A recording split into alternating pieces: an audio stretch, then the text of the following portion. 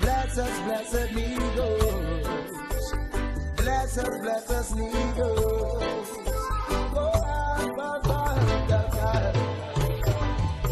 Like a voice in the wilderness, I have been trying my best just to teach mankind and save them from the storm. So let's see what's going on. I've been living by the word of God, telling mankind how to chat, using music as my rod, hoping they overstay, and mankind will live as one. Freedom from desire. Desire is the great motive power of life.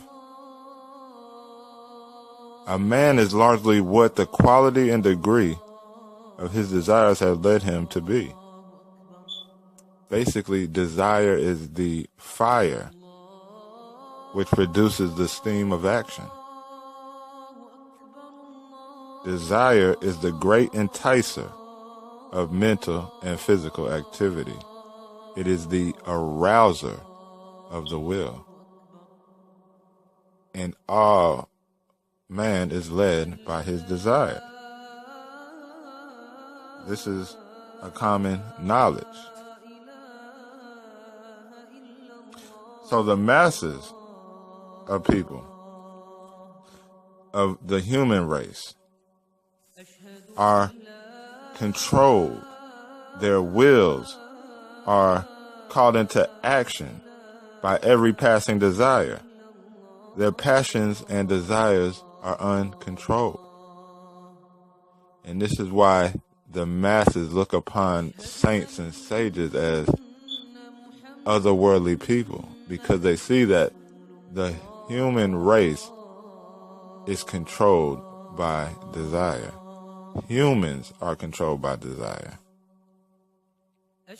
And the thought processes of humans are a result of the desires that appear in them. And man does not know where desires come from. And so the wills of such people as this are slaves to desire. Their wills being slaves to desire, subjected to the influence, control, and direction of where the desire leads them. And at the same time, the humans being controlled by the desire, they actually think that they are the ones doing it and thinking this up. So it doesn't matter at this level. The animal, the young child, the underdeveloped man or the undeveloped man is impelled to act freely upon his desires and passions. Desires and every feeling that manifests within his mental being.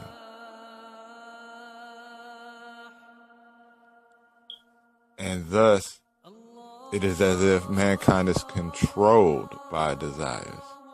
And this is why those who seek the highest wisdom, this is the bondage that they try to be freed from. Right? Like in the Bible, Paul says, the spirit is willing, but the flesh is weak.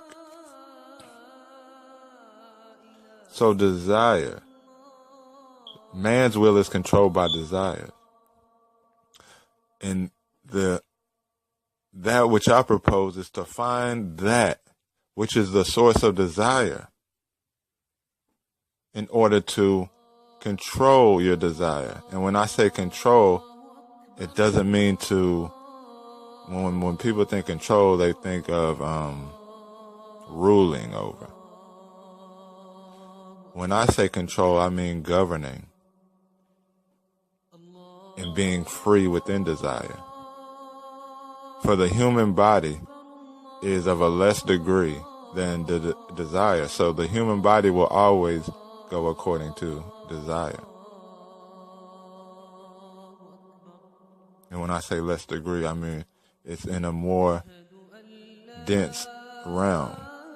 than desire is. So in the ranking of things, if we could use that word, desire will always lead the lower ranks because it is a higher rank. But there is the highest rank, which is that which is in you, the knowing element that watches and governs all things, that is completely free in all things. See, as long as you identify as a human being, you're always going to be under the order or governing of desire. It is only until you find that which governs desire that you will be able to free yourself from desire. Now, true freedom is not freedom from anything. It's not freedom from desire. True freedom is freedom within all things, within desire. You must look at desire as an entity or energy trying to express itself.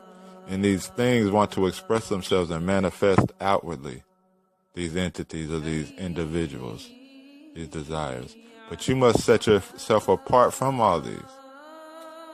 Because if you haven't first set yourself apart and notice that you are the spirit that all things appear in, arise to, and are made of, you are in the thick of the commotion, which means that you have no control. You must be able to step back and be set apart from these things, which in essence your true reality is. And when you see your true freedom as that set apart from desires, emotions, thoughts, activities of the flesh,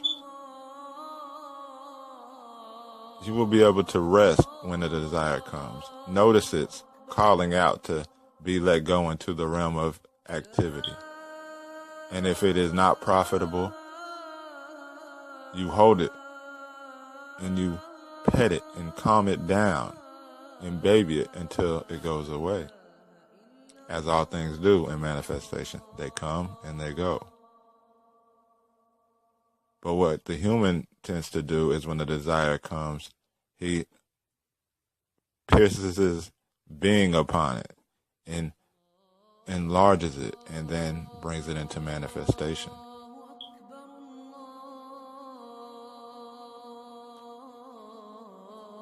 So in order to be free from desire, you must be free from the body, free from the mind, free from that which controls desire.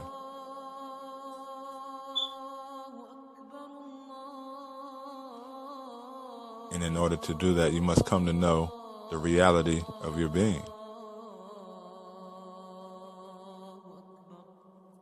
For instance, the mirror is free from all the activity that appears upon the mirror. The mirror is never touched or stained by any action or movement that appears upon the mirror. It is totally free from all that. And at the same time, it is intimate with all the activity upon it.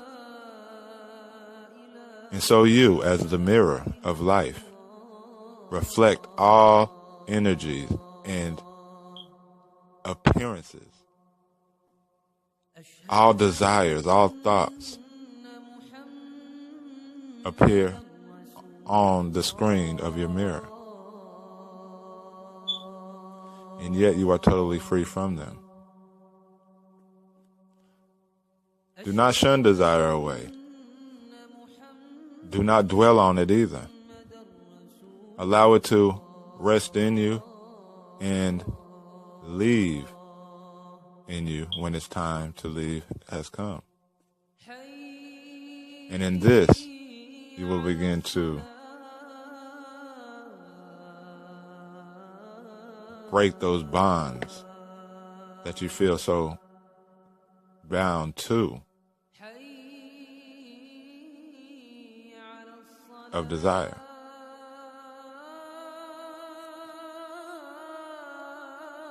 And so until you discover the nature of your reality. Your desires will continue to control you. When a desire comes, dwell on that which you are, and the desire ceases to be.